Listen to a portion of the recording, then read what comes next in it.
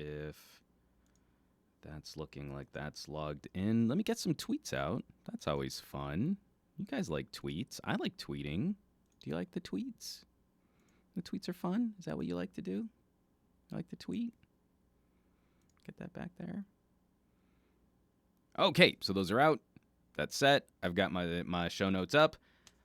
And folks, that means we are live. Welcome to another SGGQA podcast, the Monday morning tech chat show. I am Juan Carlos Bagnell at SomeGadgetGuy around the internet, where I like to start off our tech week kind of digging into a few stories that maybe didn't get the attention they deserved, or they're breaking news. We've got some breaking news in the OnePlus 6, so that's going to be really exciting to talk about there.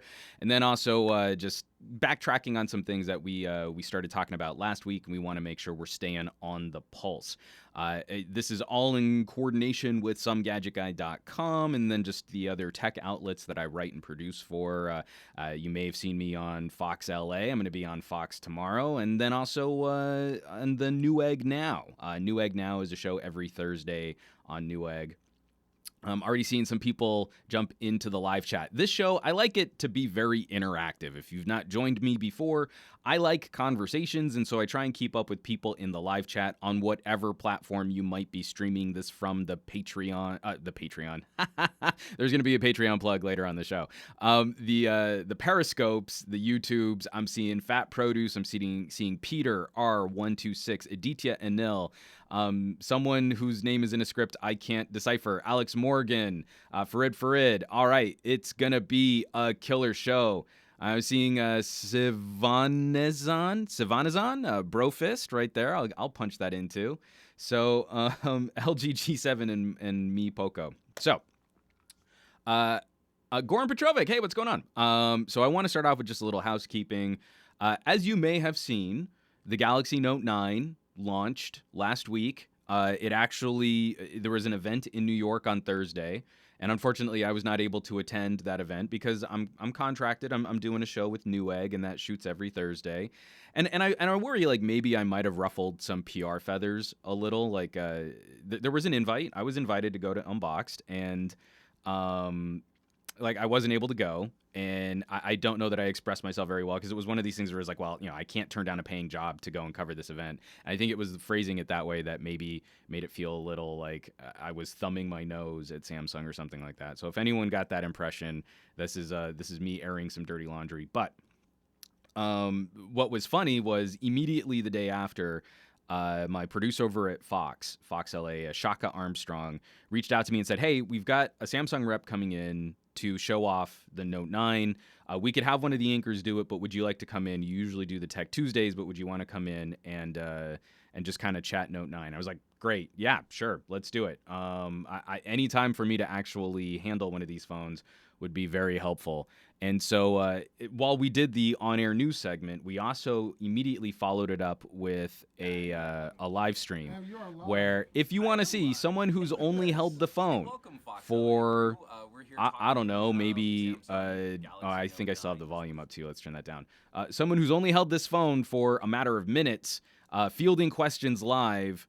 This is all from memory, from me trying to remember the spec sheet on the Note 9 and the Unpacked event, some of my commentary, the new charger dock. You can see my Blackberry and my OnePlus are on the couch next to me. So yeah, that was a crazy roller coaster ride of tech, gadget, commentary, and geekery. So I've got links. I'll have links to that and some other stuff that we'll be talking about in the show below this video once it's done processing. But it was a proud of me moment. It was a proud of me moment because I think I got everything right, and I think I was also fair to the Note 9. Some of my reservations, some of my criticisms over Samsung as a brand or as a company, I think I managed to walk that tightrope of this might not be a phone for me, but I can definitely find people in my circles of family or friends who will benefit from the Note 9. And so without it just being completely reductive, without just saying, well, it's a Galaxy S with an S Pen. Yeah, because I feel there is more to add to that discussion. And this is Samsung, I think, finally recovering in an iterative way from the Galaxy Note 7, trusting that they can put a bigger battery into a phone without it exploding, trying to get after businessy features like using your S Pen as a remote. I mean, this should be the pivot where the Note becomes more niche, but then you need to have features that make it niche, not just it's the same phone we've already released, but now you've got like a pointy stick thing. So we'll see. From Fat Produce, luckily 98% of the phone was leaked days beforehand. yeah, it was good timing for me to be well read on what the Note had to offer. So yeah, it was pretty good times. Now, that being said, I just minutes before jumping into this live stream, I finished the talkie part of a video that I'm actually kind of excited to produce. So a lot of people went out and did Galaxy Note 8 to Galaxy Note 9 videos, and I don't have a Note 8, I don't have a Note 9. I tapped out at the Note 5. So I dug into my shelf of smartphones and I pulled out my Note 4. Now, those of you who've been following my channel know that I just recently got my hands on the P20 Pro. Taking the case off so you can see how pretty and shiny and mirror-like. Let's see if I can get the camera. Right. Oh, you can see all of my show notes and stuff too in the mirror reflection on the P20 Pro. So, it's been 100-degree heat. It's taken me a long time to get all of the camera samples for this, but I'm finally ready to finish up that video review as I'm doing this challenge with TK Bay, where I swapped my G7 for his P20 Pro as some of our favorite phones of 2018 so far. But while I was walking around with the P20 Pro, I kept my Note 4 in my side pocket too and replicated a lot of the photo and video test photos that I've used in my review since. And I think I've become a slightly better photographer than when the Note 4 was a brand new phone. So I really wanted to see how far have we really come and how well does this phone stack up in 2018. So that's a video that's going to be out very, very soon. So be on the lookout for that. And it's a lot of fun. Spoiler alert, the Note 4 does surprisingly well by modern smartphone camera standards, but you'll want to see the full commentary and everything too, because I like making camera videos, so those are the ones I have the most fun with. All right. I think that's enough for early housekeeping. We're going to have some other announcements too. There's a contest going on. We're doing the challenge video with my buddy TK. We also are giving away a phone with another individual, so you'll want to check that out too. And what's the last thing for housekeeping? I can't remember. So I think it's time to get into some news. And right before I jumped into this live stream, I noticed that there was some breaking news, sort of. Let's go into a screen share because this is from Deacon Chronicle. I don't know who this is. It's one of these e-paper things that I found on Twitter, but it seems like a pretty legit image, and that's those of us who hate the notch might be very happy with the design coming forth on the OnePlus 6. And so this is the Oppo R17 has just been made official in China. It's got a Snapdragon 670 chipset, but what's going to be most exciting to a lot of people is Oppo is moving in the direction of Essential and really minimizing the camera notch that cuts into your display. So it looks like it's going to be launching. Oh no, it's officially launched. But the R series phones are very often where OnePlus draws their parts bin. So whatever shows up on an R series Oppo very often becomes the next OnePlus. So you guys know I am very not happy with notches on phones, and I think if you're going to cut into the screen, you want to make that cut as discreet as possible, where Essential got it really right. So if we can minimize all of the jank surrounding a webcam built into a screen, for those of you who absolutely need to have some kind of near bezel-less display, I would rather still have a forehead bezel, all things being equal, but if you can't stand the fraction of a millimeter of dead space that protects your phone screen at the top of your screen, and you need to have something that's as minimized as possible, this is a huge step in the right direction, especially after playing with like the Mi 8, the Xiaomi, and some other phones that have been very notch-tastic, not the least of which, the OnePlus 6 has got a fairly reasonable cutout in the screen. I mean, that's not terrible, but I think it's still an eyesore. This would be a big step towards minimizing that kind of design shenanigan. From James W., I prefer a top bezel at this point. DBS, yeah, it still has a notch. I'd rather just have a top bezel. From Savanazan, who likes these notches? From Aditya Anil, would like the S Note Pixel forehead, genuinely would feel insecure holding the device in my hand in a crowded tram. This is one of those things that I find has been very frustrating in terms of gadget commentary. From Ben Cherian. So next year, I feel also notch will be there, right? In-display fingerprint plus the notch, unless motorized cameras are the near future. What I'd really like to see is a selfie camera design that somehow fits directly into the notification bar. It's just the circle cutout.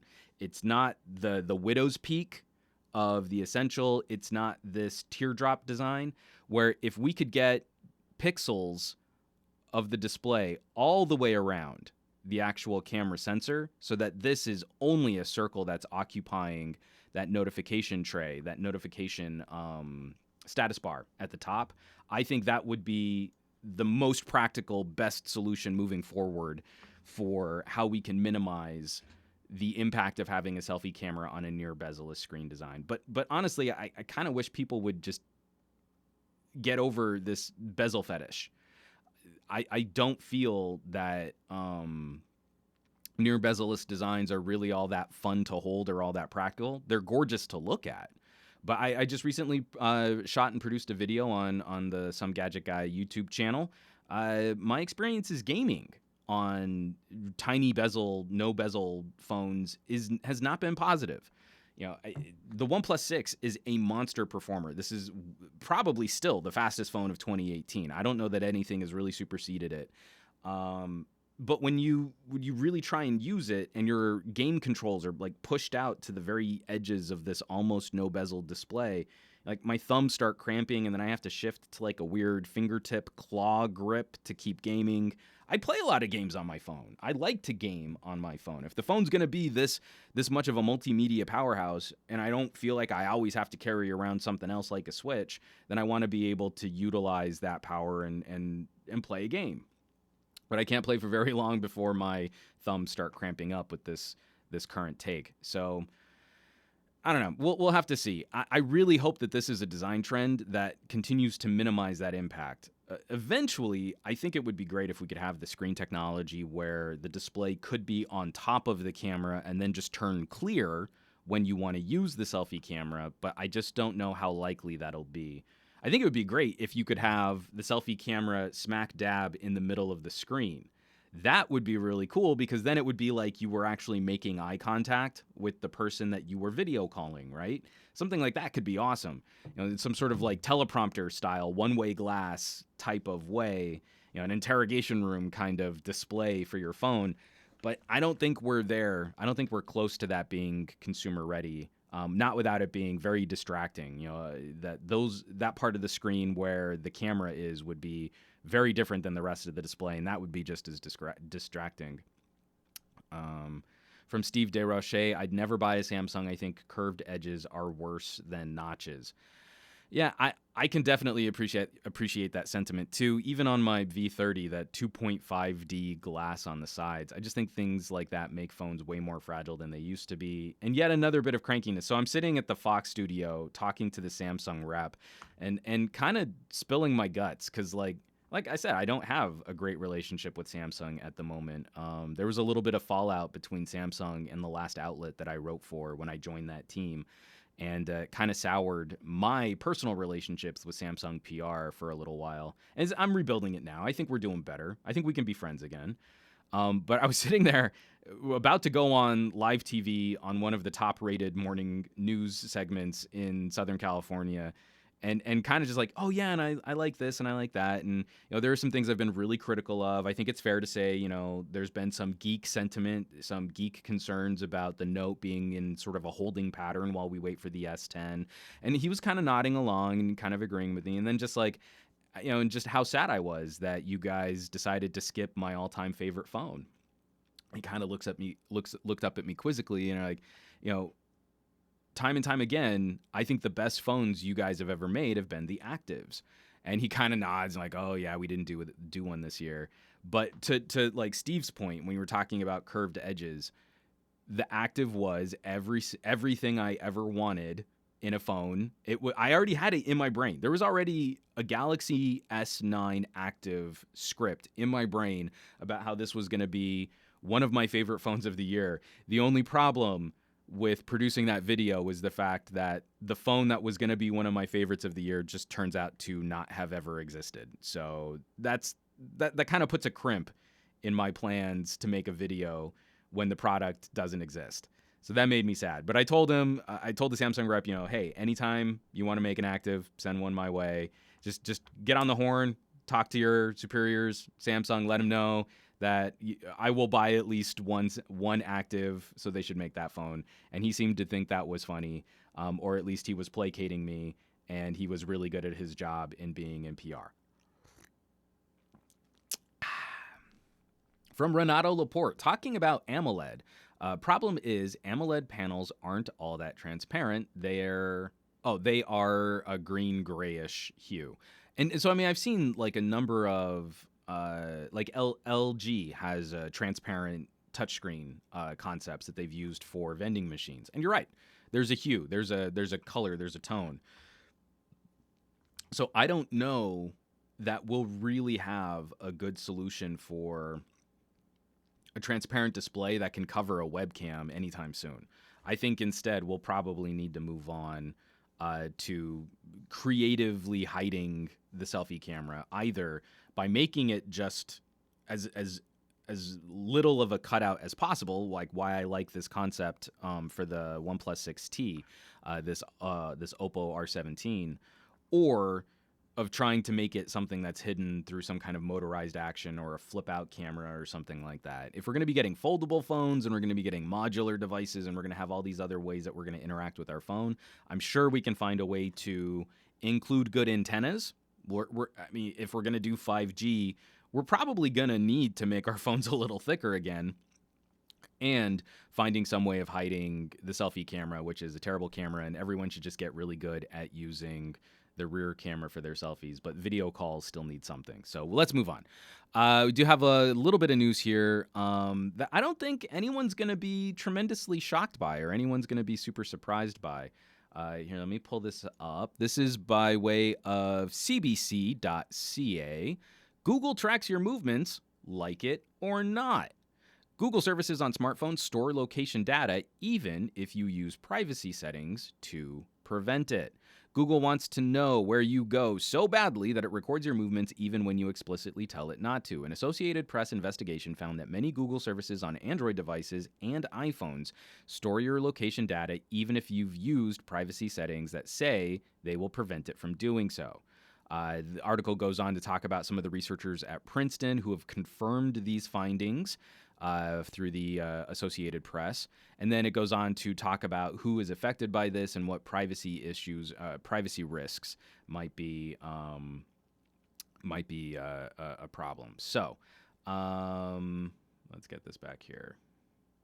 Oh, Creative School, remind me. I'm gonna in between stories, or maybe after this next story, ask me about the XZ2 Premium, because it's not that people don't care about it. Sorry, I digress.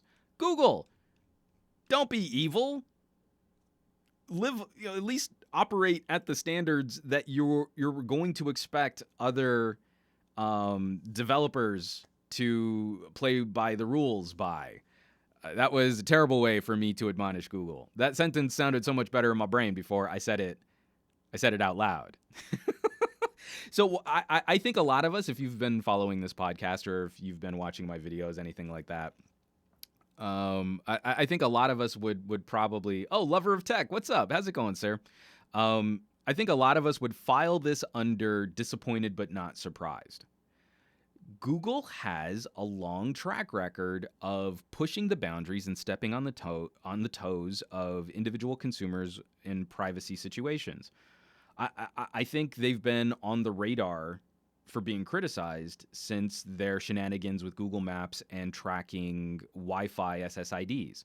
So these these little mapping cars would drive through all your city streets, get all of that mapping data, and along the way would ping any Wi-Fi router within range. And so that's one of the ways that they would help make maps more accurate, especially in the early days of Android smartphones where battery life was at a premium, 3G connections were very data and power intensive. GPS, the antennas on the phones for GPS weren't necessarily super accurate. I remember that transition where I had a Bluetooth GPS receiver because my phone didn't have GPS built into it. It would only use cell towers for basic location information. And then I would have to have this magnetized puck, stuck to the top of my car to get range within something like 3 meters or 4 meters, something like that. So it was accurate to a radius of 20 feet. Something crazy like that. So this is what's increasingly frustrating with the PR and marketing efforts of Google. We can kind of wrap up a company into the warm feel goods. We can be fans of Android and still be critical of some of these business practices. But we would also expect that if this story were to come out about anyone else, like look at the uproar that we get about companies like Facebook and how Facebook can play fast and loose with consumer private data, right? We get really upset. It's in the terms of service. We agreed to this kind of information tracking. And there wasn't really anything illegal about a third-party entity, a third-party firm buying our data on Facebook and doing what they wanted with it. So but we still got really upset. Facebook has been taking kind of a hit, stock market and in user behavior, not necessarily in user share. I don't think those numbers have really moved significantly, but I do think that we've seen a slight change in how consumers go about interacting with Facebook. And a lot of people, especially the more tech savvy, have become a bit more guarded about how they interact with Facebook. But how do we get around that with Google? So Google goes through this process of creating kind of an anti-competition flavor for other smartphone manufacturers, not allowing for forked distributions of Android. So if you want Google services on one phone, you have to comply with a pretty strict set of Google guidelines. We act like maybe that's for the consumer benefit in minimizing, sort of the fragmentation of the Android landscape. But again, it doesn't seem like Google's gonna play ball with the rules that they would set down for other developers. Again, if another developer were bypassing the consumer stated privacy settings, then I think that would be a really big deal. But Google's just going to go ahead and do that regardless because that information helps their products and helps their services. So I don't know. Where are you guys at with this? Is it we all go to iOS and just not use Google services? Because there's not really a solution, right? It's like we're kind of proper screwed unless we find more competition, unless we find some other third party. And I don't see anyone really rushing out to make Bing the core backbone of their data strategy. Gansy Tech Nerd, I can get out of Facebook anytime I want, but without Google, I literally cannot survive. I am deep into the Google ecosystem. I know a lot of people in similar situations, and I've been trying to spread myself out. Like, I use OneDrive for my cloud storage. I use Firefox for my web browser. I still move back and forth between Google Maps and Here Maps, depending on what I need. In LA traffic, it's more Google Maps, but while traveling, it's all about Here Maps. I love Here Maps. So it's taking those little baby steps to spread yourself out a little bit more. But how far can you really go? At some point, let's say you leave Google services, you're still going to be interacting with giant mega corporations that collect data. You can go from Google to Amazon. Like, that's going to be any better. You can go from Google to Microsoft. No, that's not really going to be better. It's just going to be a different flavor of a very similar type of tracking. Though I will say that the way that Microsoft packages their services it maybe is a little bit better for consumer privacy because they don't have a direct smartphone in the race that's supported by ad revenue. Like, they want you to subscribe to Office. They want you to buy licenses of their software or buy Skype credits, things like that. They're not trying to make as much money by advertising your data. I don't know. Maybe Microsoft is a little bit better. That's interesting. I'm going to have to think about that. From Marvin C., there's a hypocrisy there. Huawei is prevented from U.S. markets because security risks, his quotes, not mine, that are never revealed, but a Google storing location data may be a security risk as well, but crickets. Yeah, this is not a story that I think has been widely picked up on in the American press outside of the AP. I was expecting to see more headlines on this, and it was the CBC that I actually found the first link to this. I'm not surprised that Canada is having a more grown-up and direct conversation on consumer privacy than we could have here in the United States. From Eric Drummond, you got a good point. There are certain ways to jerry-rig around not using certain Google services, but on the whole, if you want to use your device to its maximum potential, it can't be helped. I mean, you're proper blocked at this point, Eric. I mean, you're totally right, and especially for how many do I have? 1, 2, 3, 4, 5, 6, 7. I've got 9 Android devices on my table right now. I had one Android device in my car. That's a video that's going to be coming out probably this afternoon, is an Android LTE connected dash camera car computer running Android. We're all a part of this machine now, and I think the machine might be getting too big for us to properly guide. At least not if those of you out there want to go in together on buying a ton of Google shares, Alphabet stock, then we can have some influence over what Google does with our data. But until that point, I think we're all just cogs, and we're a part of the product. We're not really the consumers anymore. So, oh, that's actually a good point. Sorry, I've got to scroll back up to this. From Big Nate 2814. I almost called you Bye Nat. Sorry, it's like I've got so many names coming through. Big Nate, I think digital well-being might be another way for Google to track information. So for those of you who don't know, Android P is going to have, and the newest build of iOS has something very similar too. And for these companies which have basically helped enable the stimulus response, addictive, crackberry, almost Pavlovian response to interacting with digital products and services, I find that there's something, it's not disingenuous, but I find something a bit ironic. It's kind of like, Philip Morris has to pay for anti-smoking commercials. Well, Google is going to be building into Android P this new platform for monitoring your behavior on your phone, tracking what apps and services you use the most, and then also giving you ways to limit that behavior. And so Big Nate is pointing to something that, again, it's another data point in Google's giant bucket of information on you. I hope that it at least helps some people find a more reasonable balance and a more reasonable interaction with using their phones. But all of that's still marketable data. That's still not more information that Google will be able to profit off of your behavior. So we'll have to see how that goes down. Let's get this back here and get this out of the way here. Okay. Just a little political news. Actually, you know what? No, I'm going to switch topics here real quick. So I've got 2 political stories that I don't want to spend a lot of time on, but I do. This is a good segue from digital well-being. I've done a number of videos, articles, commentaries, a couple interviews on healthier interactions with our technology. So while at Pocket Now, I interviewed a psychiatrist at UCLA who is an addiction specialist.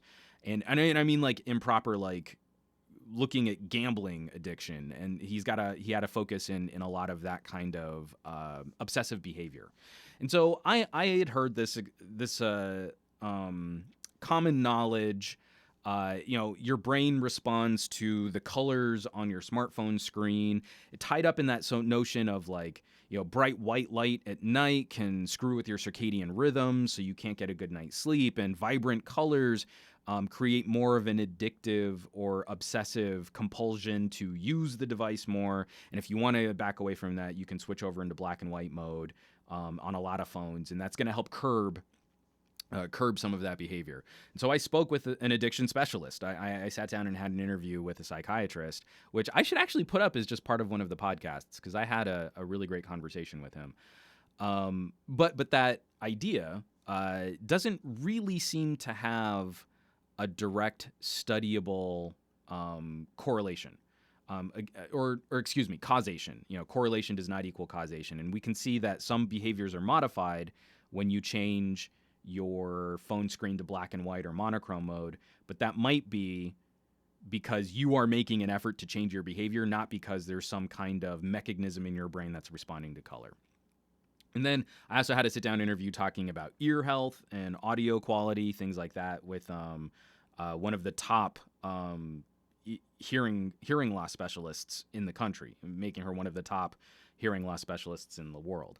So that was a very roundabout way to get to this is a story from Business Insider. I'm going to take a quick drink of coffee from this really awesome coffee mug that I've got here on my table, featuring my favorite dad joke malapropism pun.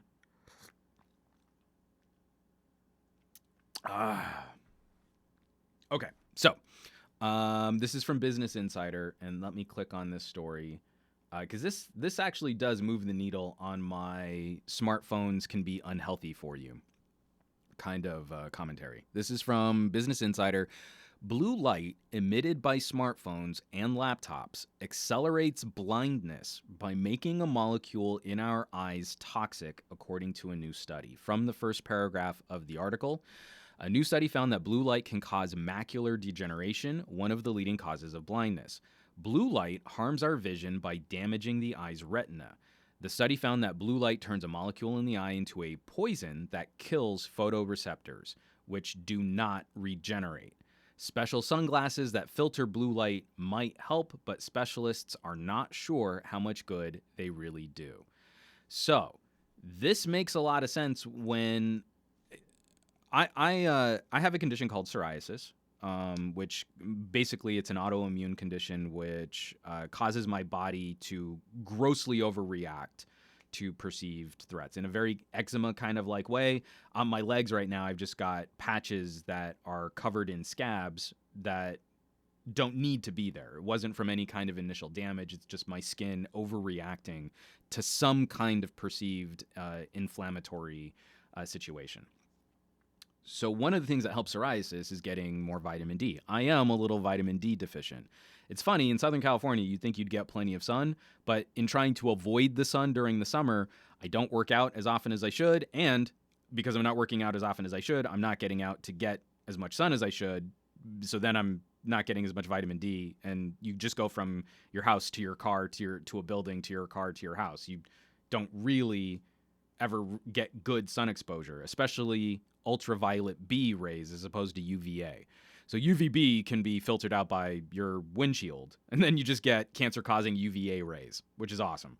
In doing a little bit of research on what type of UV radiation can benefit psoriasis, one of the things you come across is UVB, and I do have a little UVB lamp, a little portable lamp, just to kind of get some focused concentration on some of my worst patches of psoriasis.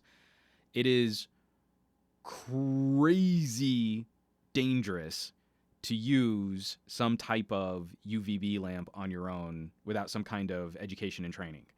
UVB rays can sunburn your skin super deep under the top layers of skin after 2 to 3 minutes of exposure of concentration on a single spot. So like 60 seconds on one of my worst spots, if I'm too close to my leg, the intensity of that radiation can hurt me really bad. And because it's such a concentrated form of that radiation, I've got special glasses that I need to wear when I give myself one of those treatments. The sun is this incredibly powerful radiation generating machine. And so, again, common knowledge, we make a big point out of making fun of people who just like stare at the sun. If they're like, President Trump staring at a solar eclipse. That's the kind of thing that you would hope people would know not to do. You don't stare at the sun. But again, that combination of radiation and the color of the light, the brightness of the light, the intensity of the light is very damaging to our eyes. And there's, UVB light, ultraviolet B. When you have a light generating source, the visible spectrum of light that you do see is actually kind of bluish. That's not, the actual UVB rays aren't necessarily visible to the human eye. It's ultraviolet. But the closest we get in the spectrum of light that we can interact with is blue. So again, roundabout, really long way for me to really long walk in covering this story. It is not surprising to me that our bodies seem to react negatively to wavelengths of light, which might be potentially the most harmful to us and to our eyes. Again, there's a mechanism. You don't stare at the sun, but if you were to, it would cause you to damage your sight. From a biological standpoint, anyone who's dumb enough to look at the sun, their eyes will degrade faster, which makes them less viable in the gene pool and less able to propagate the species with their genetics, because their genetics are bad because they're dumb enough to look at the sun, to stare at the sun. I don't think that's actually the evolutionary construct at play. But again, all of these pieces seem to fit in my bro science brain, from what little I know of physics, what little I've studied, and then from my own health issues involved too. We are right on the beginning studies of, I think, some bad information coming our way as gadget fans. I don't necessarily believe things, like some of the recent studies, like if cell phone radiation causes cancer. I'm not on that train, but I feel this revolution of portable electronics, data, services, micro pocketable computers has happened so quickly that we have bandwagon jumped on some of the more dangerous aspects and some of the more obsessive aspects of this type of information delivery. And we won't have a good sense of the ramifications of that for at least another 2 or 3 generations. And as scientists study some of these problems, the goalposts are going to move very quickly because tech evolves far faster. Gadgets evolve way quicker than our ability to study the long-term ramifications of that kind of issue. So we should absolutely take an early study with a grain of salt, a big grain of salt, a huge rock of salt. But this is also one of those things. It's kind of like when I had that conversation with Dr. Allison Grimes about hearing loss. Over the last 10 years, we've seen a substantial rise in young adult and teenager hearing loss. Over the last 10 years, we can point to consumer behaviors in listening to music for longer periods of time with really cheap headphones that come included with iPods and with smartphones. And that behavior is exactly the kind of behavior that would predict worse hearing outcomes for younger and younger individuals. At the same time, we also have been putting kids' brains into audio all day long, and that prevents them from interacting with peers. It prevents them from interacting with the world around them in a way that might also harm early development, So not that this would be the causation, but we see some correlating data points to things like behavioral issues, hearing loss, and the rise of technology. 10 years is not enough time to get a good handle on the actual mechanisms at play for what is causing some of these problems. But it's enough for us to start drawing a trend, a data point, a graph, and then from there we study it further, and then we can come up with better conclusions, more reasonable behavior. That being said, there's a lot in there that makes sense at this early level where if you're concerned about hearing loss, you need to modify your behavior. And there are ways that we can already point to. We have a lot of a lot of science to back up, a lot of study to back up things like construction sites. From the early days of the American Industrial Revolution to today, we now understand like there is a certain amount of duration that you should be exposed to loud noises, and there are certain things that you should do to protect your hearing. We don't have those same guidelines for things like computer monitors. But it would make sense to me that those of you who are concerned about your health, being able to see later in life, being able to hear later in life, that we could be on the forefront of possibly preventing some of that. So maybe it's something as simple as we just use our screens in sort of a warm amber mode and try and prevent as much blue light from being generated from these sources as possible. Maybe that helps us preserve some eyesight. Maybe that helps us preserve, some of these photoreceptors from being killed off, or maybe it doesn't. But the worst case scenario was, my phone was a little yellowish, but it didn't really do anything. Darn. Because the only other solution that I can see is not using technology, and we all know that that's not going to happen. So let's go back through some of these. I'm getting a lot of comments on this one. Sorry, this is going to take me a second to scroll up.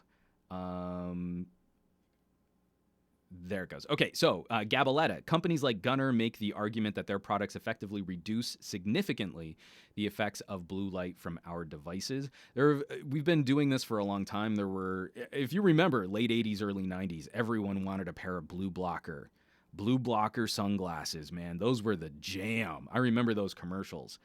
From Farid, Trump is special.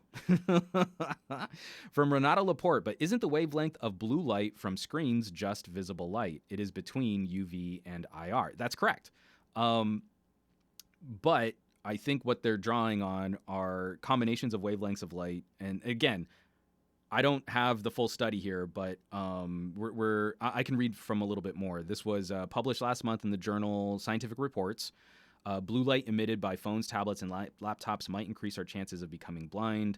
Previous studies have found blue light harmful, but researchers from the University of Toledo say it can make molecules toxic. So what we might be looking at are certain reactions, because again, it's very not natural to experience focused color, right? If you're out in nature, the spectrum of light generated by the sun is just that. It's a spectrum of different radiations that our body interacts with. So you pull up your phone screen at night and you get hit with the bright white because Google can't give us a dark mode on our phones that consistently works across the notification shade and just basic search, which drives me crazy. That to me is very unnatural and might be exacerbating something which would just be happening naturally, but at a much lower level, at a much more reduced intensity because of the way that the sun and our eyes interact with nature. Again, I'm not a scientist. I'm taking a wild guess on that one. From Ophelia. Ophelia, I'm so glad you brought this up because I'm a huge fan of this app. I use an indispensable app called Flux, F.LUX, on my laptop display. Reduces blue light, highly recommended. So I was early on Flux. I love Flux. Now a lot of our other gadgets and devices have similar things built into them. I think both Apple and Microsoft ripped off Flux and built that kind of light night behavior directly into their operating systems. So I still like Flux, and I haven't installed it on my laptop. I still have it on my desktop. But there's likely also something built directly into your phones, tablets, and now newer computers to do the same thing. And just as you know, it tracks the sunset, and as the sun sets, it changes the color temperature of your display. It works great.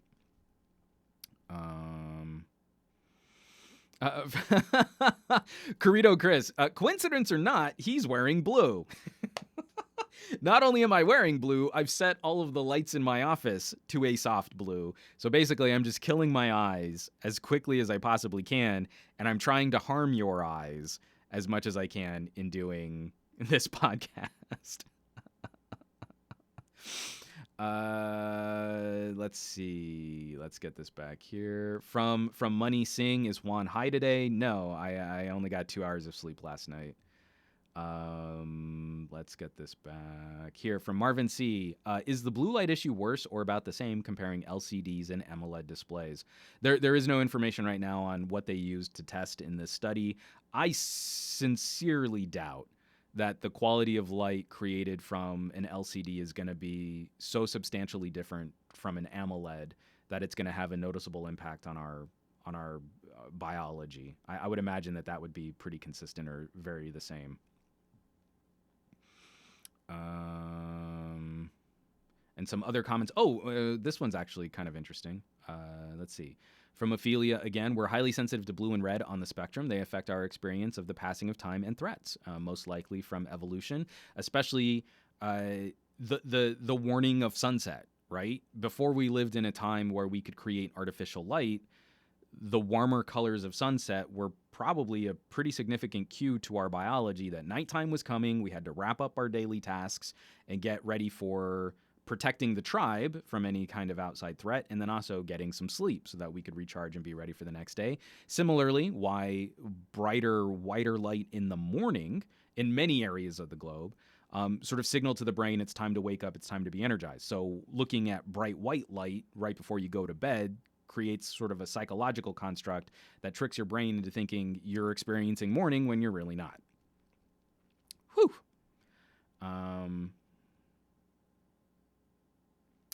From Sanan, using apps or features on our devices to reduce the blue light doesn't really do much other than changing the color in which you see the display so that it's not as intrusive at certain times. The more we go subatomic on research, the more the facade we see portrayed by companies. So this isn't research conducted by a company, and many companies are responding to this because of research in other areas. So I don't see any grand threat. I don't see any conspiracy here to harm people. This is the beginnings of a scientific exploration of the gadgets we take for granted that haven't really been studied up to this point. So there's going to be a ton of information. There's going to be a lot of conflicting information. But there are a lot of ideas here that seem to make sense in the current state that we find ourselves in, how we relate to our gadgets, and what we don't know. That's the biggie right now, is we have to ask, what don't we know about how these gadgets influence our biology? I think we're getting a pretty clear understanding of poor behavior that is augmented or exacerbated by smartphones can lead to things like advanced hearing loss. I think that's a reasonable assumption to make given the current data set. And now we're getting some early information that maybe something similar is also happening to our eyesight. So I think it's worth continuing to examine beyond just, this study said this, and so that's the company's out to get you. I don't know. So we'll see how that goes. Let's move on to another story, though. We do have 2 short political tech stories coming up. This one's from techjuice.pk. Here, let me get this queued up here and click this on. Okay. 11-year-old hacks the website responsible for providing U.S. election information. From the first couple paragraphs, either hacking the website was super easy or the girl was super talented. Why not both? Its High Time election information website is questioned for its security. At the annual hacker convention that took place in Las Vegas, a pair of election security hacking demonstrations were set up, and they offered some scary information related to America's voting infrastructure. An 11-year-old, Emmett from Austin, hacked the website for the Florida Secretary of State and made it appear as easy as simple SQL injection as reported by TechCrunch. It should also be noted that it took Emmett 10 minutes to access the election reporting section of the Florida Secretary of State website. One more thing to be noted is that the pages were set up as replicas. So, that's bad. Does it feel like to anyone else that the current slate of elected officials, government, bureaucracy have not been taking this type of data security seriously. Anyone? Just me? Because it's stuff like that really, like, if Andrew Wallace is still in the live chat, is still watching, we're trying to rush into finding ways to empower people, like, blockchain phones that can vote, that can help us vote. So, that could maybe be a good utilization of blockchain and crypto technologies. But I also don't really feel like the people on the ground floor that are going to be voting for the money to do this, to build these things, then we're going to have to go through a whole run of like developers and contractors who are going to implement this stuff. Same thing like when healthcare.gov first launched, and it was woefully underfunded to have a website built around national healthcare, and it just kind of crumbled under its first couple months of operation. That our government really doesn't do this well. I want them to do it better.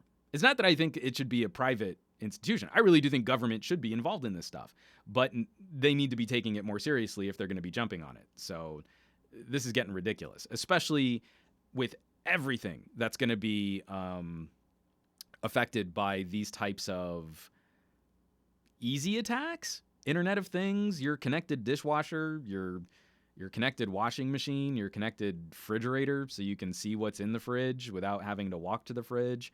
Like, all of those are now, intrusion points. They're all now potential security risks, potential security threats, and they're only as good as the team of developers from that manufacturer at updating the software, putting out security patches for your thermostat.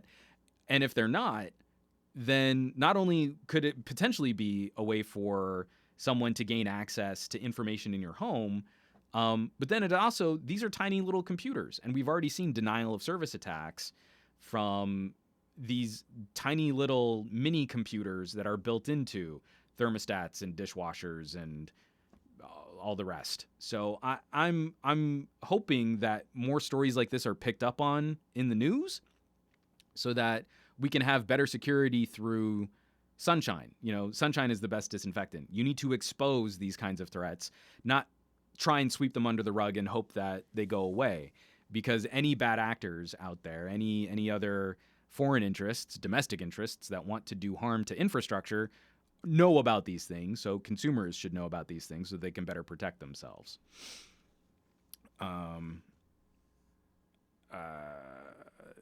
From Marvin C., our politicians have tech mindsets from the Pong era. And not only do they have a tech mindset from the 80s, because many of them started their political career there, I'm very disappointed that how many politicians seem to be proud of their tech ignorance.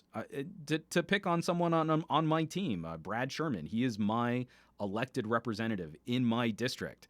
And he has been trying to wage this one-man campaign against cryptocurrencies while also accepting money from credit card money and payment processing services that have actually been indicted and been found out to be engaged in illegal activities surrounding gambling. That's not okay. But he's sitting there waving his phone around. He's got some iPhone 3, maybe. I don't know. In the last hearing he had, one of the other representatives had a flip phone. And they're sitting there acting like this is some kind of virtue, that they don't know anything about modern society. It's time for people like that to go. From Fat Produce, I always only do paper ballots. Yeah, man. Having a paper trail is going to be a big deal in this day and age. From Gansey Tech Nerd, with lobbyists, the politicians are always going to be playing the balancing act. Just use words and not act. What I actually disagree with that. What's making me upset is how often we see politicians act in what would be good for the lobbyists that curry influence with them, to the detriment of public policy that most people agree with. When you have a ton of people in the population who agree that we should be looking at different types of regulations or deregulating different kinds of markets, but then you have a lobbyist who can just dump a ton of speech money on a politician or a re-election campaign or supporting an opponent, and then they act in opposition to what the people are actually in favor of. That's the biggest problem, is saying one thing and doing another, or trying to make it sound like what is a move against the interests of the population is good for them. You know, a politician that does a really good job of trying to convince people, like Miguel Sanchez here in California, an assemblyman who tried to gut California's net neutrality bill. Well, he seems to have a pretty cozy relationship with AT&T and the AT&T lobbyist arm. And when net neutrality went up for a vote, he gutted all of the protections of net neutrality, but still called it the same bill. So it looked like he was trying to pass net neutrality, but he wasn't actually supporting any of the initiatives of net neutrality. So it would have been like, I have the California net neutrality bill. There is nothing that protects consumers for net neutrality, but it's still called the California net neutrality bill. But we passed California net neutrality. And isn't that a good thing? And see, that's the type of stuff that is most harmful, is when politicians participate in a lobbyist's disinformation campaign. So I'm going to take a brief pause here. This is a sponsored I don't know what YouTube calls these anymore. I've forgotten. But Nicholas Blackmore would like me to share my thoughts on true wireless headphones. So, Nicholas Blackmore, truly wireless headphones. I haven't found a pair that I love. The closest I've gotten, Jabra. I can't remember what the actual product name is, but the most recent redesign on the Jabra, I think they're the Jabra Elite Sports or something like that. They're a little pricey, but the combination of features from an athletic standpoint make a lot of sense. I like some of the microphone pass-through where you can click a button and then what the mics that were used for noise canceling then give you sound from your environment. I think that's kind of cool too. The problem I have is I don't know that they're really any better than having a good cabled wireless earbud. Again, there's something really cool about not having a cable between your earbuds. That is cool. I just don't know that that's really super convenient. And then I also know me, and I lose little pieces of tech like that on the regular. So I kind of look at it as, like, if you're the type of individual who can't keep track of your iPhone headphone dongle, and that's like $20 to replace, $10 to replace, something like that, then maybe AirPods aren't the best fit for you. Right? You know, like if I can't keep track of this $10 little cable, how am I going to keep track of an AirPod, which is going to cost me $60, $70 to replace if I lose one of them? So that to me becomes one of the bigger sticking points. You get less battery life in between these sort of like recharges. You have to put them back in the little case, let them kind of top off again. The sound quality is usually pretty good, but you know, if you're powering better drivers, then you have reduced battery life. If you have less output and a lower sound quality, then you have longer battery life. You're really working the compromises pretty hard. That balancing act between audio fidelity, longevity of rechargeable runtime, and then also the practicality of that design. And right now, I'm kind of just happy with neck bands. You get huge batteries and then you get the little earbuds. They look geeky as hell. They are not fashionable in any way, shape, or form. Like the more extreme version being like my LG Tone Studio. So I've got my like my field horse. What do you call that? It's not a bridle. Like the whole collar thing that a horse pulls against when it's pulling a plow. They look terrible. This does not look cool when out in public, but the battery life is phenomenal because they're huge. So I like stuff like that. And then I'm also going to be doing a review of some Bluetooth cans. Really interesting. A team of doctors got together to make a consumer-released pair of Bluetooth headphones, Audear, Audear, I believe.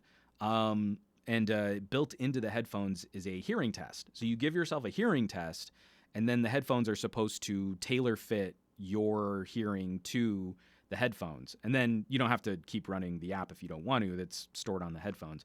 So a number of other companies have been doing something similar.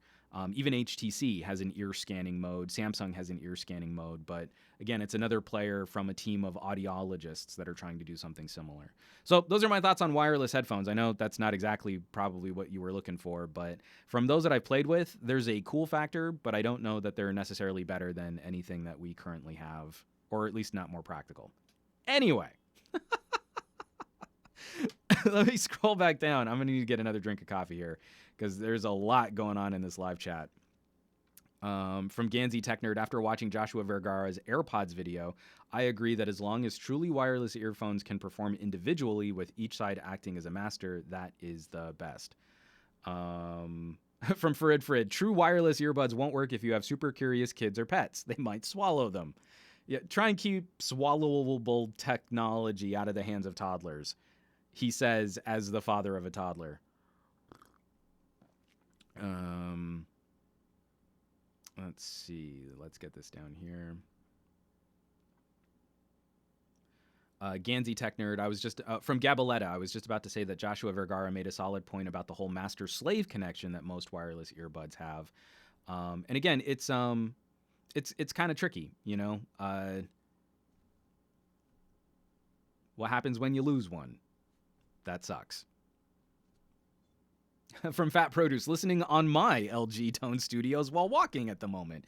That battery life is the best. Yeah, Andrew Wallace, my co-host for the Geek Book Club, is also a convert to the ginormous wearable speaker lifestyle of the LG Tone Studios, which I very much enjoy. Okay, one last little political story, and then we can wrap up news topics, get to some more Q&A. I've got some great questions from Twitter, and also a great question from my Patreon. So this last one, let's rewind the clock here again. This is like the most rambling podcast I think I've produced in a while, where it's taking me minutes of circuitous discussion to get to the point. And I do apologize because I like to be a little bit more on the point than I have been.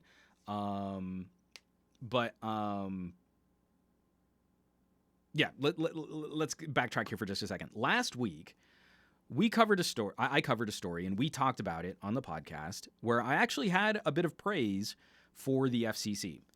The FCC had recently revised some of their rules regarding telephone pole access.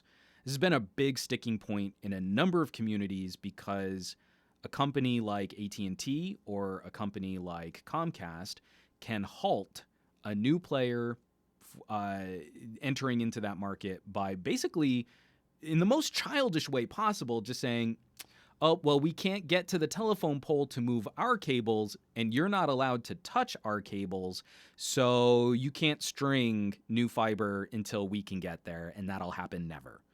And so Google, under the auspices of Google Fiber, sued, and the FCC weighed in on what is now a more reasonable time frame for companies to handle poll situations. So, while I had that bit of praise, I still had some tough criticisms because net neutrality would actually help improve some of these situations. And then I think a number of us, liberals and conservatives, would agree that we need to be looking at deregulation of state and city ordinances that prevent competition in the marketplace. I had a pretty good conversation about that. I didn't get as many death threats as I thought I would, bringing up the FCC in that podcast. Literally minutes after I finished last week's broadcast, there was another story about the FCC, which I think would have been a bigger deal to discuss. And let me click over to the TechCrunch article that I saw. Just driving me crazy, folks. Driving me crazy. The FCC admits it was never actually hacked. From the first paragraphs of the article on TechCrunch, the FCC has come clean on the fact that a purported hack of its comment system last year never actually took place, after a report from its inspector general found a lack of evidence supporting the idea. Chairman Ajit Pai blamed the former chief information officer and the Obama administration for providing inaccurate information about this incident to me, my office, Congress, and the American people. The semi-apology and finger-pointing are a disappointing conclusion to the year-long web of obfuscation that the FCC has woven.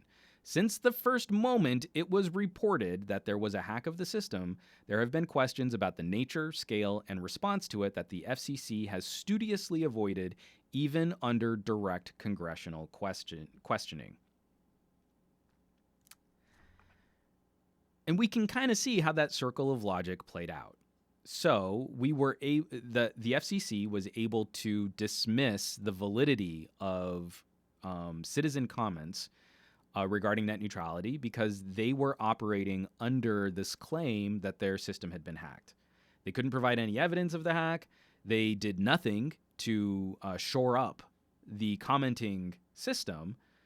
It's a terrible process that we have from the FCC to engage in citizen comments when new policy comes out. It's Byzantine number of websites and a terrible way of actually proving that you are you, and even and basically anyone can be spoofed. Like anyone can just go to the FCC site, comment as whoever they want. There was a comment from President Barack Hussein Obama against net neutrality in the comments regarding the repeal of the OIO. So it is ridiculously infuriating to get to the end of this and have the chairman of the FCC basically say, we've been investigating ourselves, we've been investigating the claims we've made, and we've determined that there was no wrongdoing and it was all a mistake from the people who were employed by the previous presidential administration a year after that administration had been voted out of office. That we're still blaming Obama administration officials for not alerting Ajit Pai to this potential problem a year after Obama left office.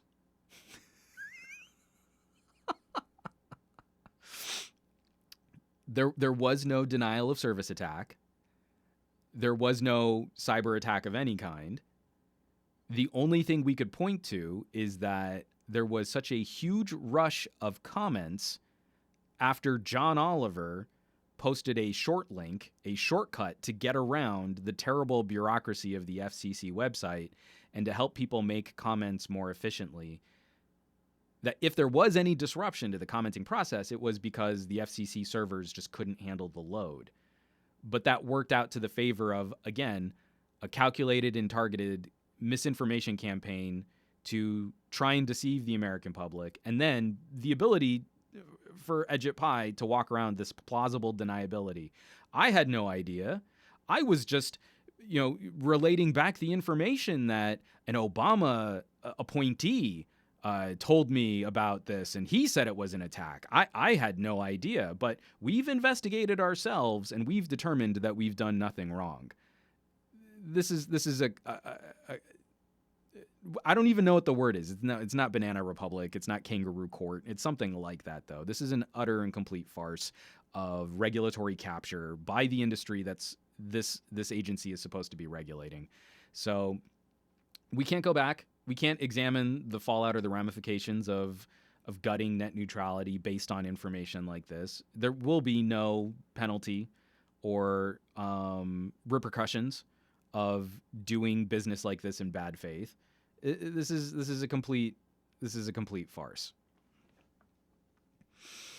From Fat Produce, how is what the FCC did not illegal? And it's not illegal because they are the agency that's responsible for determining whether or not wrongdoing has been conducted in this telecommunication space.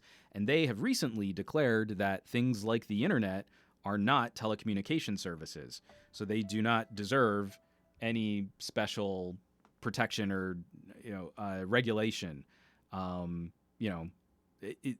internet as a construct only needs the same amount of maybe FTC oversight as, say, like Twitter. They're the same according to the FCC. The entire infrastructure that gets you online and allows you to conduct business is the same information service as one of the websites on the internet, according to AgitPie. From Sean Vega Velez, the Trump chumps love to blame the previous administration for everything it's done to deflect from their own incompetence. I don't think anything AgitPie is doing is incompetent. I think he is tactically playing out his role in this whole charade. Charade? Charade? I honestly don't know how to say that word. No, he's doing his job with ruthless tactical efficiency. His job is to be the punchable face that we can get really pissed off at, and we can hurl expletives at him and waste our energy. Oh, why won't AgitPie do this, or why won't he respond to that? He'll tie up a ton of time in a Senate hearing or in the House of Representatives under a commission hearing or something like that. But he's still executing the policy of corporatists, of the major corporations that benefit from this style of regulatory capture. This is not incompetent. This is very well executed, very tactically designed, and exceedingly well orchestrated.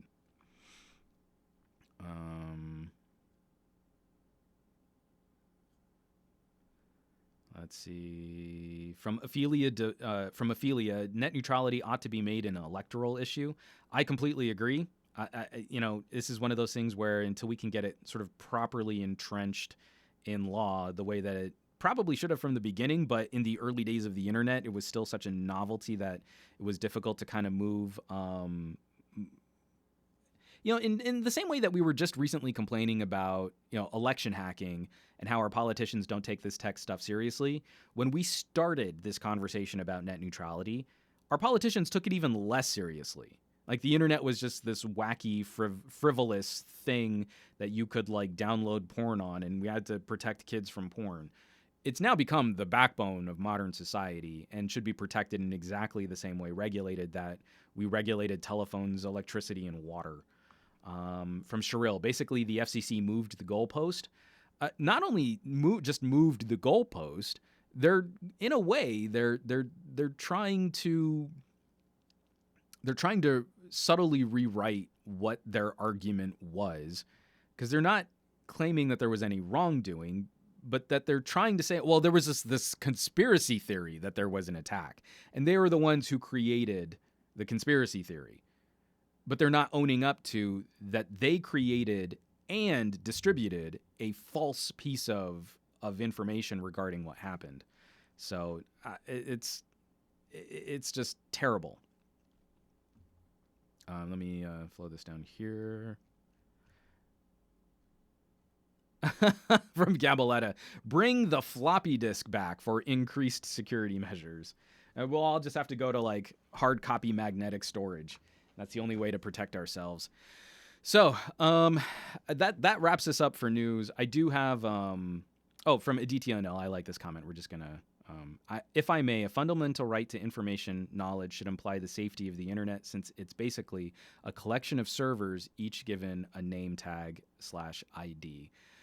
I don't think it's unreasonable. I think most consumers, most tech-savvy individuals understand some need for basic protections.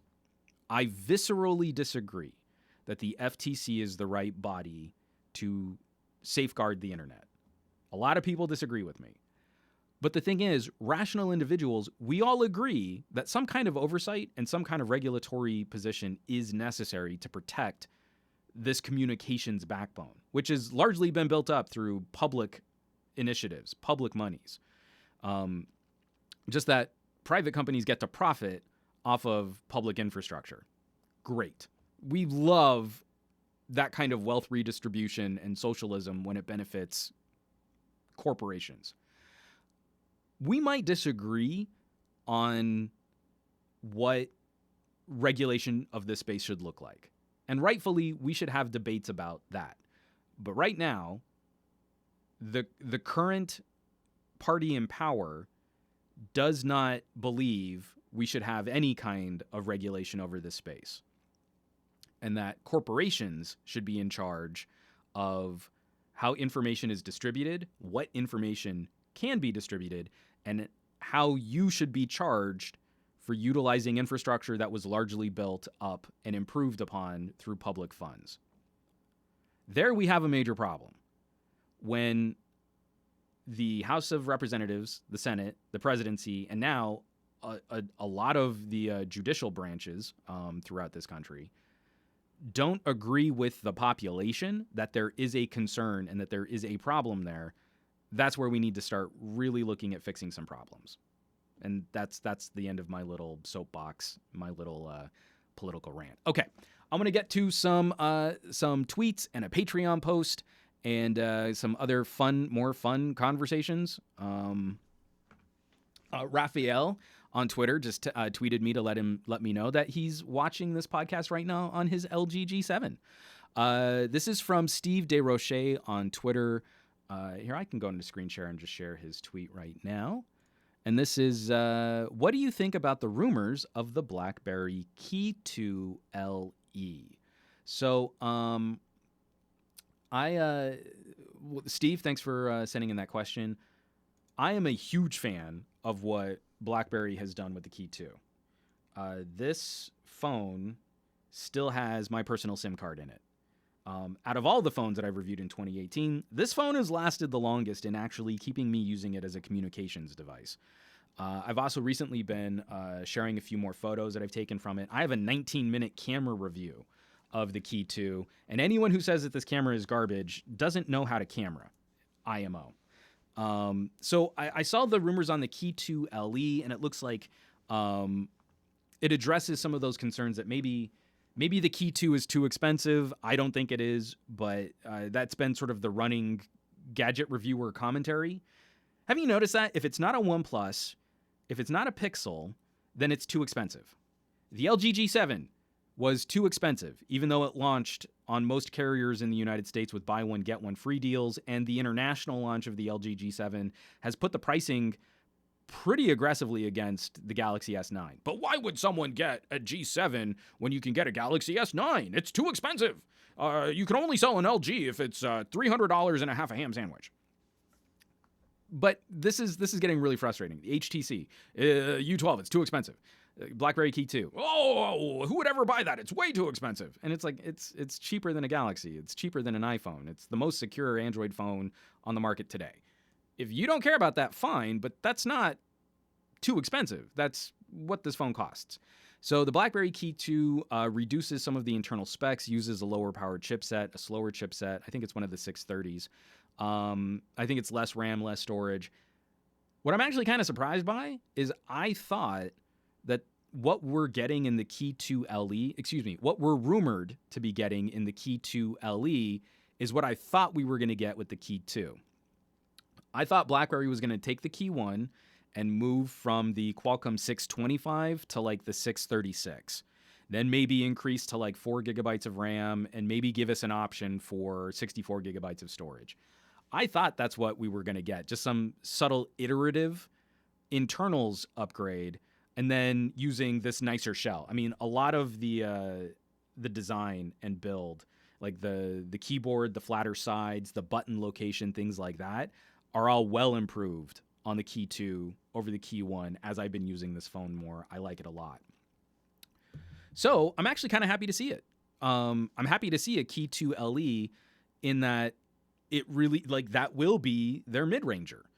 The Key 2 will be more of their closer to a flagship or premium entry. They'll have a slightly less expensive offer. And then I hope that we get something that's kind of like the Motion, a keyboardless BlackBerry that's even more of like an entry level or more competitive against a Motorola G series kind of pricing. That could be pretty epic. So from Sherrill. Sherrill just summed up all of my rambling in one comment here. So the Key 2 LE could be the Key 1 version 2. Yeah, in a way. It's the refinement of the Key 1 internals with the improvements from the Key 2 form factor and build quality. And that, to me, sounds like a good phone. the really, I mean, the Key 1 is still a capable performer today if you do some semi-regular maintenance, wipe the phone out, start fresh. It does slow down when you just kind of run it for a long time and you don't clean it out. That to me sounds like a good play. From Renato Laporte, I just hope that TCL maintains the BlackBerry keyboard. It should feel like a BlackBerry and not a Nokia Asha.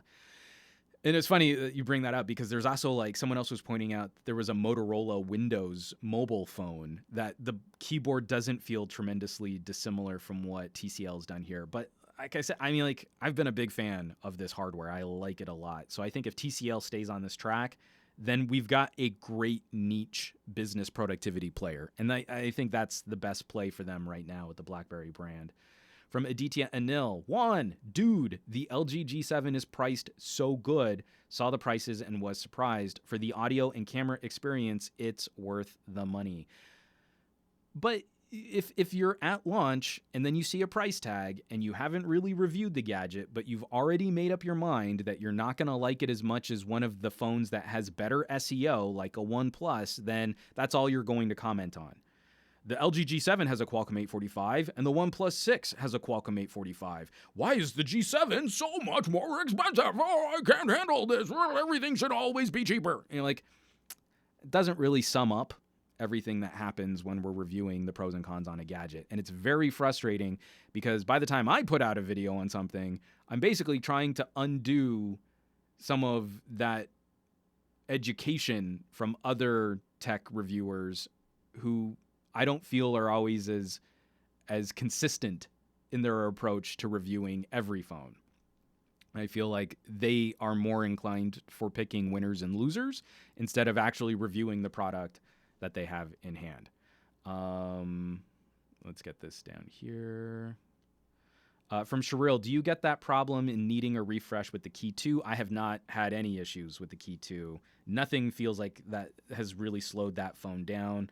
The Qualcomm 660 is performing a lot better than I expected it to. This is the first phone I've really used with a Qualcomm 660. And it benchmarks very close to a Qualcomm 820, which then further just reinforces the idea that for like the last 3 years, we've had plenty of processing power. We've had an abundance of processing power to get you through your social media services, your communication services, your daily driver smartphone tasks. Nothing is really holding this phone back. And it even benchmarks surprisingly well in certain applications like image stabilization. Like if you use the Google Photos image stabilizer, the Qualcomm 660 hangs in there with phones that are powered by Kirin 970s. So it's fine. There's really nothing deficient about this overall experience. It's better optimized. It gets great battery life. And it's built on a platform that I don't know has ever been rooted. Someone please correct me in the comments on this if I have this wrong, but there was a bounty for a BlackBerry Priv root on XDA. I think it got up to like $1,000 because the Priv was actually kind of a popular niche phone in its own right. And I don't believe anyone was ever able to collect that bounty. So you can't, if you want corporate grade security for your personal information, or if you're working for a business who might value that kind of security, this is a very compelling option, and it's cheaper than a lot of other phones out there if you're just looking at like one-to-one retail pricing.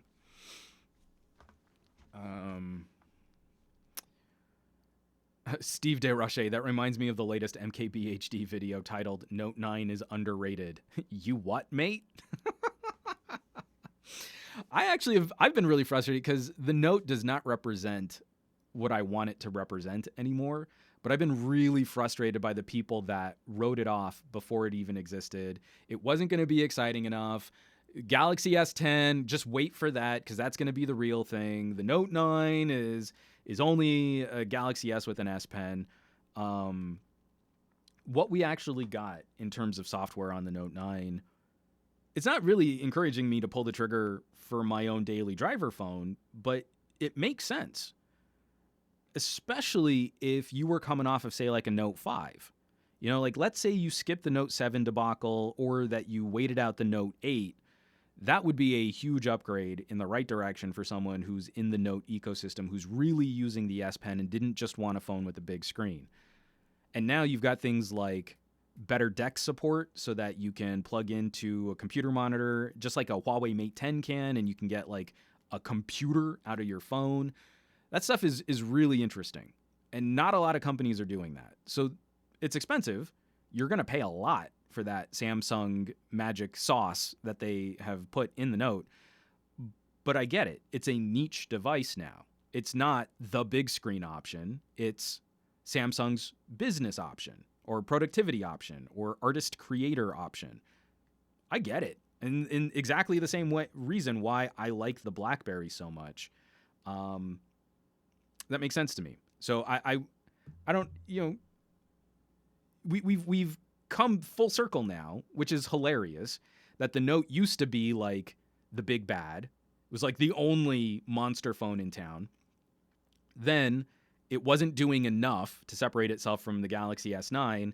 And now we've hit such a backlash that we've come around so that guys like MKBHD are probably going to get 2, maybe 3 million video views on saying that the Note 9 is underrated. That's hilarious. There are sometimes you go through this whole like gadget reviewing community that we've built in the public sphere on YouTube, and it does suck some of the fun out of just being a fan of gadgets. From Aditya Anil, I was surprised with the photos Juan uploaded taken from the Key 2. They look good. Perhaps top quality from 2016, and even in 2018, they look good. There's nothing wrong with the Key 2 cameras. They are not terrible. I'm going to do a video, I think, where I just start that out. I'll make it clickbaity. How terrible are the cameras on the BlackBerry Key 2? And then the opening is just going to be like, yep, they're the worst. Like, share, subscribe, smash that bell icon, and support me on Patreon. And then I'll wait like a minute and then do the real video after just like a minute of dead air just to see who actually sticks around. You heard it here first, folks. Let's get these down here. Fred, some YouTuber who keeps banging on about phone prices don't even buy the phones using their own money.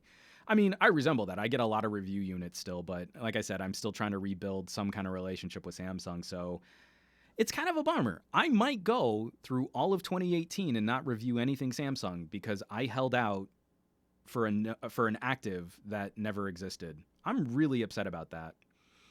Let me get this down here. There are a lot of comments on some of these things here. From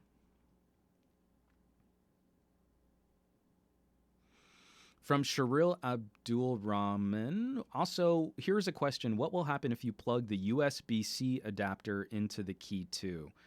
And I would ask you, which USB-C adapter? I have an HDMI out, which in my Key 2 review, I showed this. The Key 2 supports screen mirroring. There isn't any fancy computer interface, but you can plug a Key 2 into an HDMI port. If you mean the audio adapter, I would recommend maybe getting the Pixel audio adapter because it's cheap and it will probably give you better audio quality than what's the headphone jack that's built into it if you want to live the dongle life. I have a separate BlackBerry Key 2 audio review on my Patreon. But it just depends on what USB-C adapter you're talking about. It's got full support for USB mass storage, USB audio interface, and for HDMI out. Let's scroll this down here.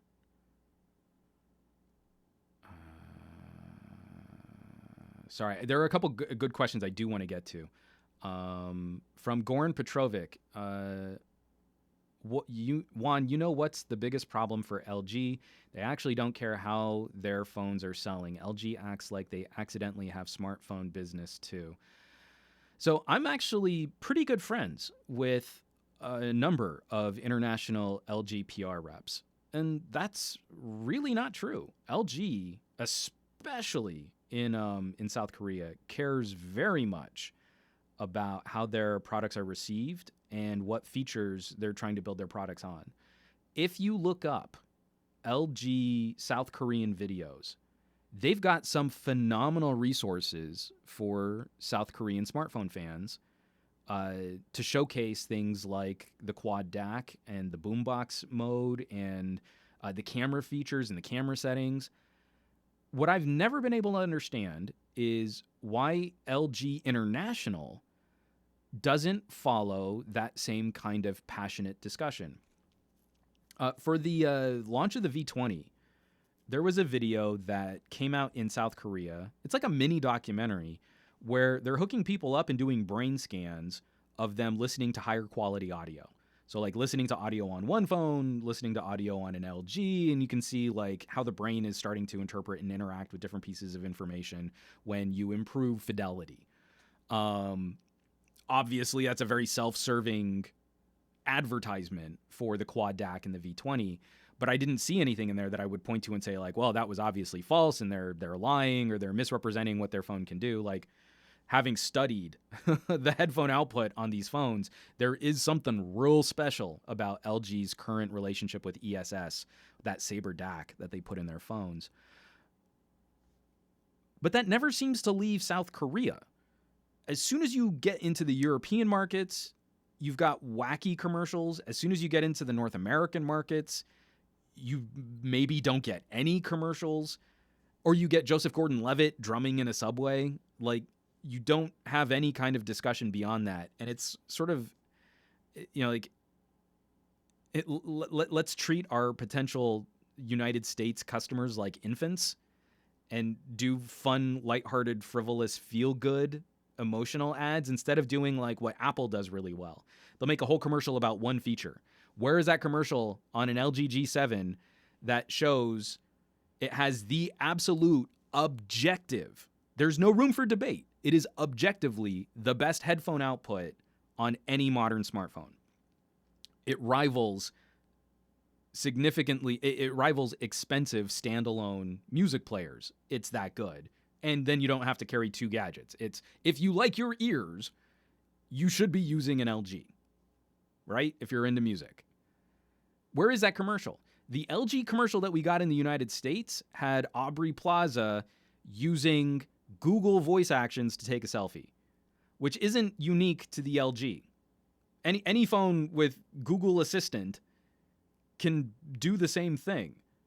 So millions of dollars spent in producing a commercial using a celebrity who really doesn't have anything attached to that brand. It's not like I think Aubrey Plaza and I think, oh, she must use an LG phone. And they had to buy the airtime to run that ad, and it played a ton during the World Cup.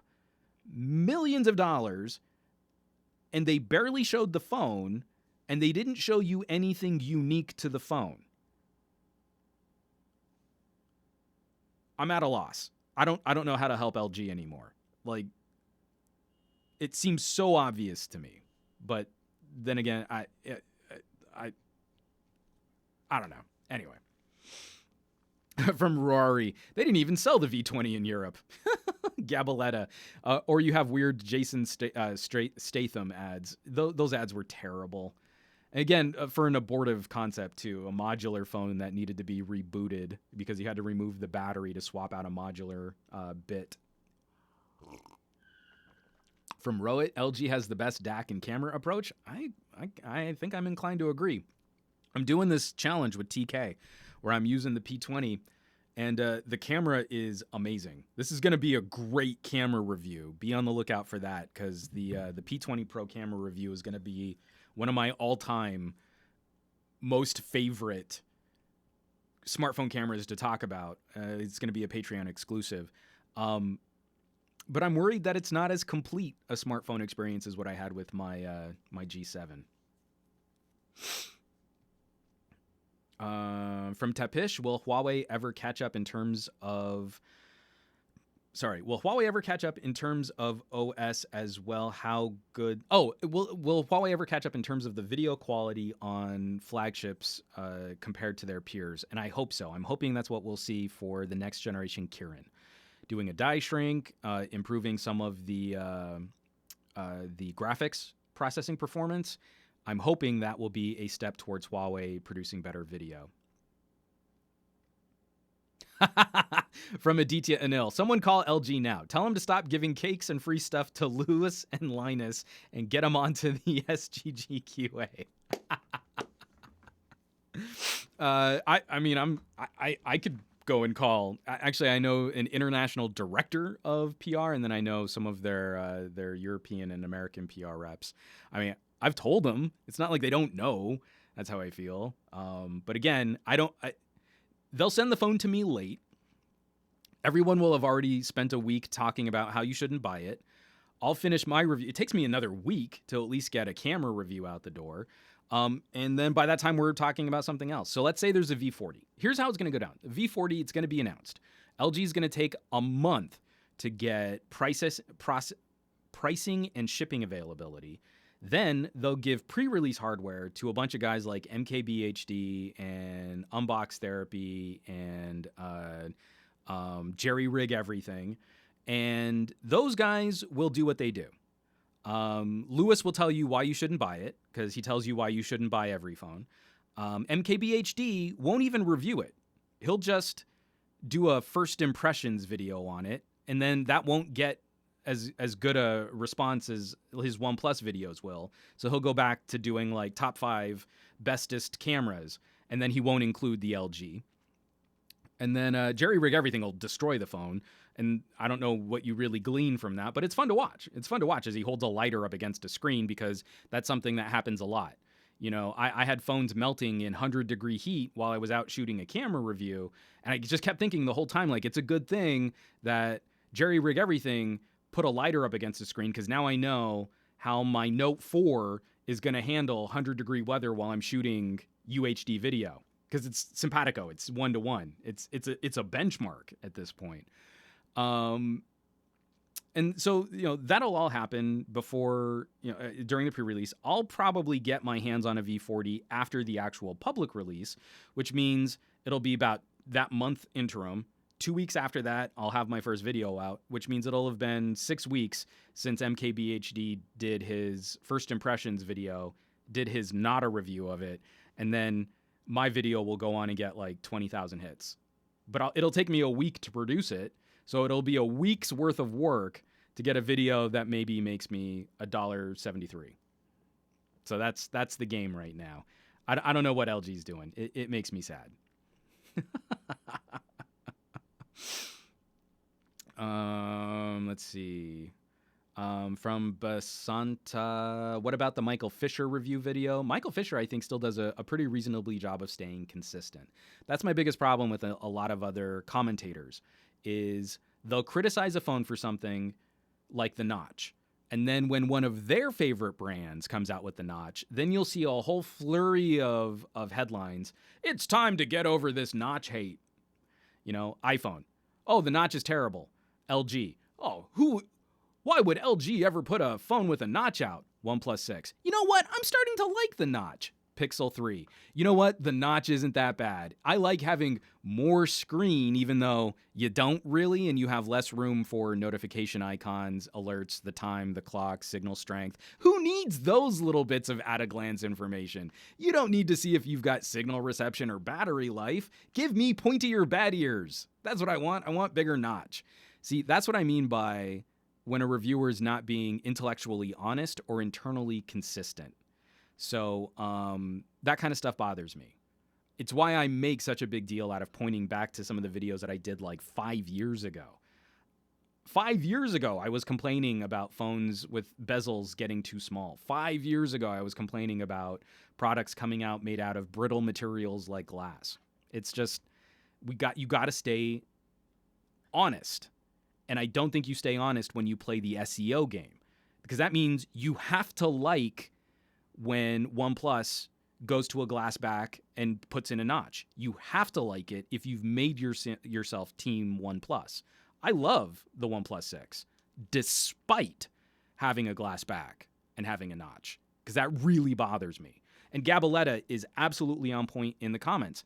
Watches guys like Flossie Carter. His videos aren't performing as well as they used to, but he stayed consistent.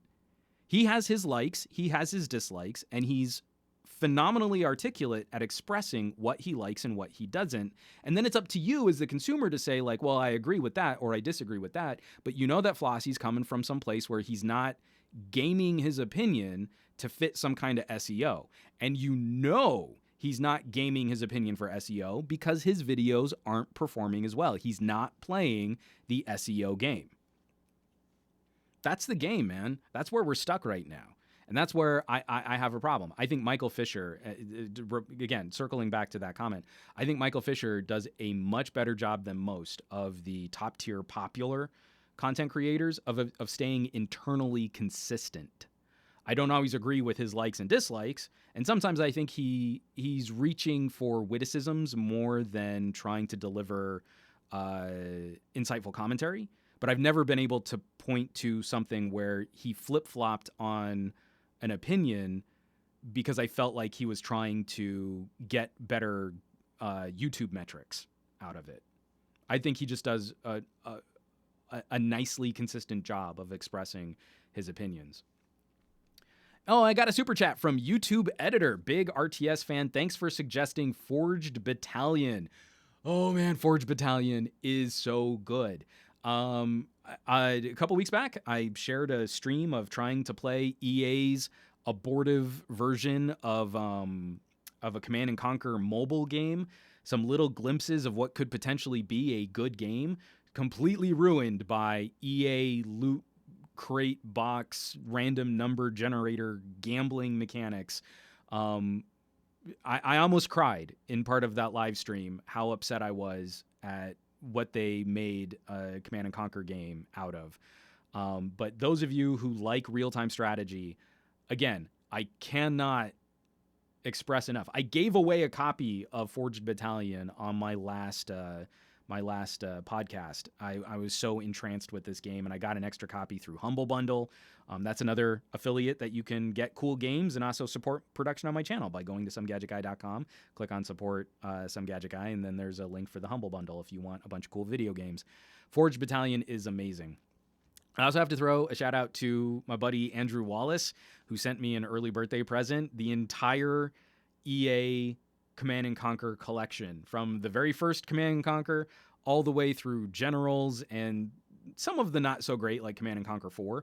But just, again, overcome with emotion in all of the warm, fuzzy memories of grinding hour after hour after hour of Command and Conquer. And so I have to say thanks, because he's a buddy, he's a bro, and it definitely it definitely helped. It definitely helped alleviate the sting of EA's not so good version of Command and Conquer. So I want to wrap this up now, and I want to do it. Let's see.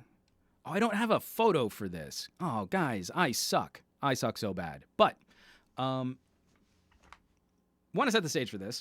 I'm going to screen share this just for a second. I'm going to scroll this down now. Oh, from Rohit, I need a Bagnell Fisher crossover right now. Well, we did a crossover on a microphone. It's funny. Michael Fisher and I share some similar DNA in how we got into tech reporting, in that he was an actor and I was a director, and he worked a lot in voiceover and I directed a lot of voiceover, and I helped him pick out his VO mic for his studio setup. And so we worked together on a Bluetooth mic. I've already forgotten the name of the company, and that's embarrassing because I really liked the mic.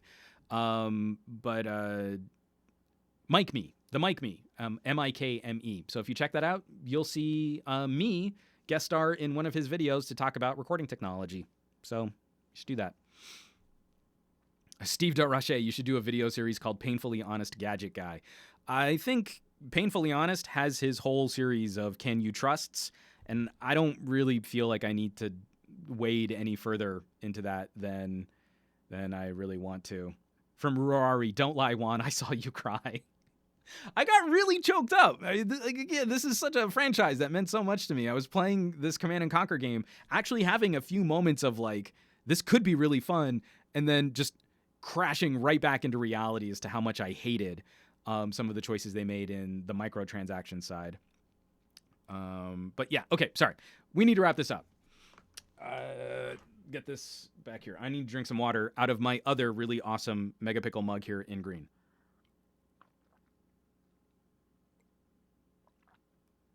Oh, man. Too much talking. I'm starting to lose my voice. Okay. So, doing a challenge video with TK Bay. He is using my LG G7. I'm using his Huawei P20 Pro. At the same time, this week is my birthday week. And for my birthday week, I like to do things like give stuff away. So I wrapped up an entry-level phone giveaway on my Patreon. Marvin C is winning a Zenfone 3 laser because I found it in a closet and I didn't know what to do with it, and I didn't want to sell it on Swappa. So I'm giving that away to him. He's going to be picking that up. I'm actually going to try and meet up with him. He lives in Long Beach. I probably shouldn't have said that on my podcast.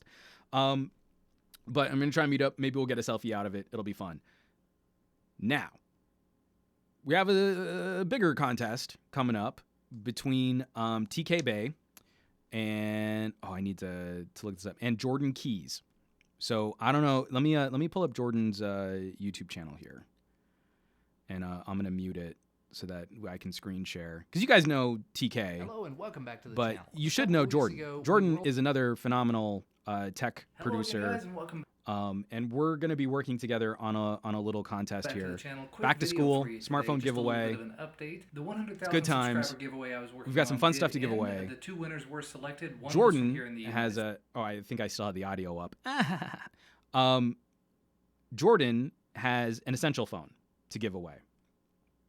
See, it's right there. That's the essential phone. He's going to give that away. TK and I went in halvesies on a OnePlus 6. So there are two phones to win. There's a whole series of ways that you can enter this contest.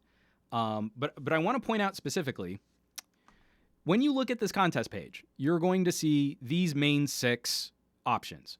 Subscribe to TK, subscribe to Jordan, subscribe to me. Then follow TK on Twitter, follow Jordan on Twitter, follow me on Twitter. So that's 6 points. But if you notice down here, it says unlock 21 more entries. I do not like contests that are only about trying to juice up my subscription numbers. Because contests that only jack up my subscriber count, I don't feel really celebrate the community of people that participate and support production on my channel. So I worked out with TK and I worked out with Jordan. You get 20 contest entries if you film a 30-second video talking about what it would mean to you to win this phone, or what phone you're upgrading from, or just something about your phone fandom.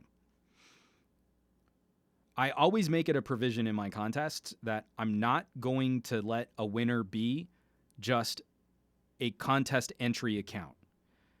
So this might frustrate some of you. If you have a Twitter account that's only about entering contests, I will disqualify any accounts that look like they're just contest spam. But I want this phone, like the OnePlus 6 that we're giving away, the essential phone that Jordan's giving away, I want these phones to go to people who really follow, who really engage, and are really fans of tech. It's an international contest. It's out there for everybody. I'm going to ship it to any place in the world that I can legally ship this to. And you guys will have to cover any import costs or taxes, but it's a phone. You'll get the phone. But I absolutely do not want this to go to just someone who's, farting around on Twitter all day, just entering contests on an account with 0 followers. That's not real interaction. That's not why I ever want to do a contest. So yes, please subscribe and follow us on Twitter and YouTube. But if you're a fan of our content, please throw on your selfie camera, talk into your camera for 30 seconds, for a minute.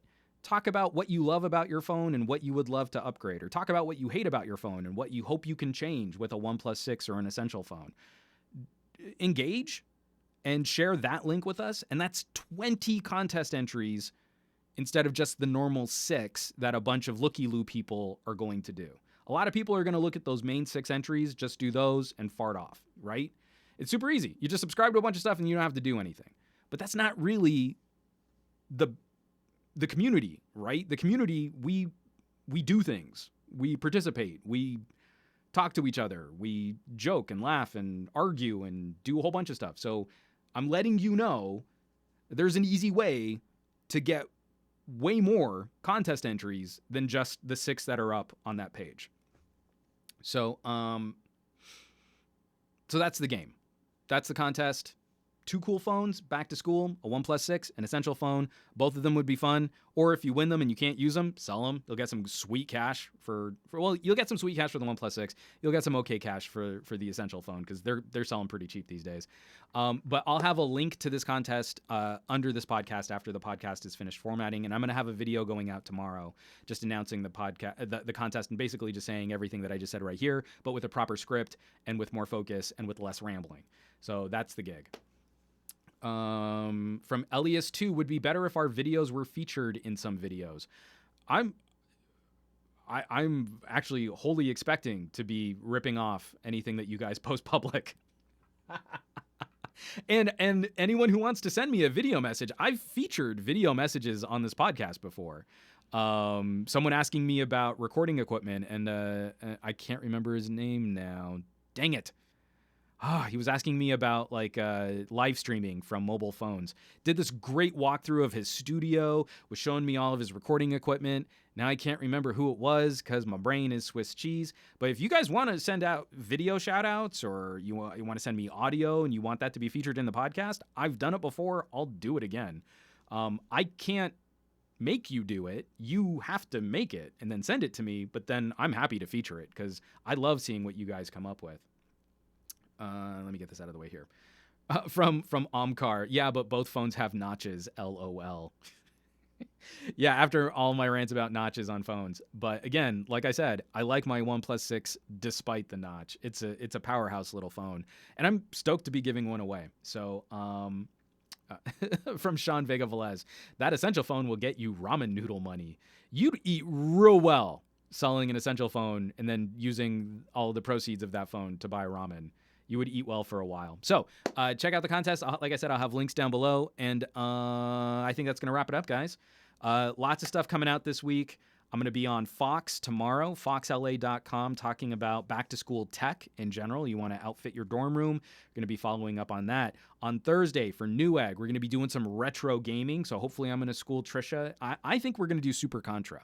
So if it's Contra, I know I'm going to take her in Contra. So that's going to be good times. And then just some other fun gaming tech stuff, especially now that Threadripper is out. We're going to be talking about some of the upgrades, the improvements. We've got a 2990 that's going into a test build at Newegg. So we're going to be following up on our Threadripper commentary. This week, I'm going to be following up videos on the Note 4 camera in 2018, the P20 Pro camera, full review going to Patreon, and some additional commentary and videos for contests and the challenge between TK and I, our G7 versus P20 Pro. And some point in there, I'll maybe try and have a cupcake with my daughter for my birthday. So it's going to be a busy week, guys, gals, tech fans of all sorts. Try and stay tuned because there's going to be a lot of whiplash and everything that I'm going to be doing. So hopefully you can join me for the Mr. Toad's wild ride through the tech smorgasbord of cool stuff. And who knows, maybe along the way, I'll also get some word from Samsung that I'll get my hands on a Note 9. I don't know. It could happen. So stay tuned.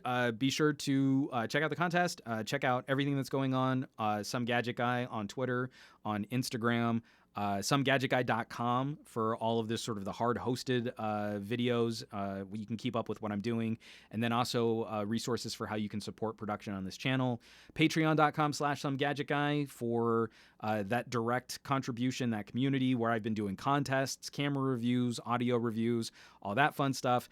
And yeah, I think I've covered it all. So, folks, that's going to wrap up this week on the Monday Morning Tech Chat Show. Thank you so much for jumping into this conversation, for jumping into this live chat. This was a really fun live chat, guys. So I really appreciate all of the discussion, some of the arguing, some of the bickering, and some of the fighting, especially those of you who like to tell me that I'm wrong about stuff.